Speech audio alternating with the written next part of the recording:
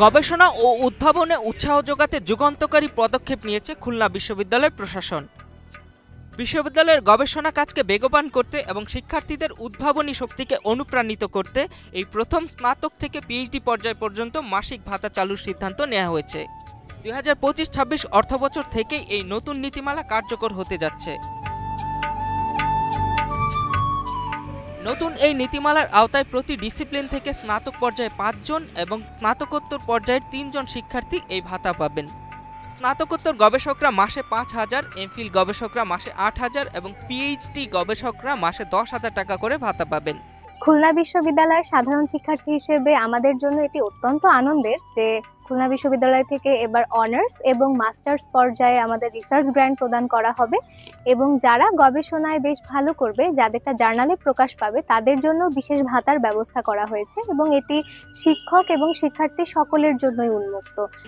শিক্ষার্থীদের গবেষণায় আগ্রহ বৃদ্ধি এবং তাদের উদ্ভাবনী কাজকে অনুপ্রাণিত করতেই এই অনুদান প্রদানের সিদ্ধান্ত।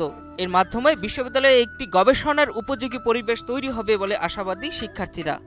আমার মনে হয় খুলনা বিশ্ববিদ্যালয় যে গবেষণা ক্ষেত্রে এত এগিয়ে যাচ্ছে এবং একটা গবেষণাধর্মী বিশ্ববিদ্যালয় হিসেবে যে আত্মপ্রকাশ করতে যাচ্ছে, এটা নিঃসন্দেহে প্রশংসনীয় এবং আমরা আমাদের উপাচার্য মহোদয়কে অত্যন্ত ধন্যবাদ জানাচ্ছি যে বিষয়টার দিকে মনোযোগ প্রদান করার জন্য। আমার মনে হয় ভবিষ্যতে আরো দারুণ দারুণ গবেষণা এখান থেকে বের হবে এবং আমরা আরো বেশি উপকৃত হব এবং বিশ্বমানের বিশ্ববিদ্যালয় হিসেবে একসময় খুলনা বিশ্ববিদ্যালয় মাইলস্টোন হিসেবে দাঁড়িয়ে থাকবে।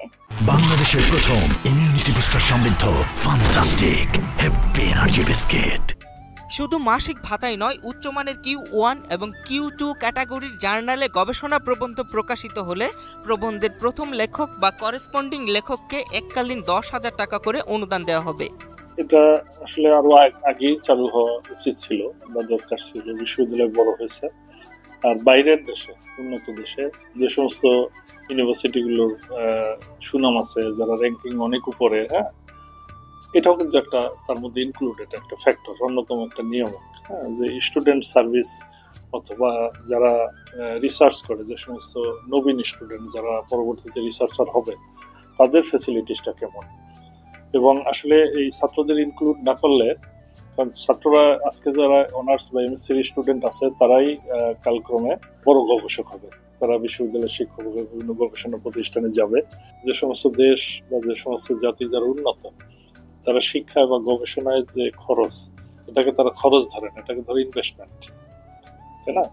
তো এই গবেষণায় আমাদের যে তরুণ গবেষক এবং যারা ছেলেমেয়ে, স্পেশালি আমাদের দেশে তো ধরো যখন স্টুডেন্ট এমএসসি করে, বেশিরভাগ ছাত্রছাত্রী দেখা যায় যে ফাইন্যান্সিয়াল একটা ক্রাইসিসে থাকে, সে তার গবেষণা এমএসসি থিসিস বলো বা রিসার্চে যে সময় দেওয়া সেটা পারে না। দেখা যায় অনেক ক্ষেত্রে ছাত্রদের টিউশনে যেতে হয়, প্রচুর সময় নষ্ট হয়। তো ডেফিনেটলি এগুলো গবেষণায় তো অনেক অবদান রাখবে। বিশেষজ্ঞরা মনে করছেন শিক্ষক শিক্ষার্থীদের জন্য গবেষণা অনুদান বৃদ্ধি এবং নতুন এই মাসিক ভাতা চালুর মাধ্যমে খুলনা বিশ্ববিদ্যালয়ে একটি শক্তিশালী গবেষণা ইকোসিস্টেম তৈরি হবে, যা দেশের সামগ্রিক উচ্চশিক্ষা ও উদ্ভাবনে ইতিবাচক ভূমিকা রাখবে। মোহাম্মদ মিরাজুল ইসলামের পাঠানো তথ্যচিত্রে ডেস্ক রিপোর্ট, কালের কণ্ঠ।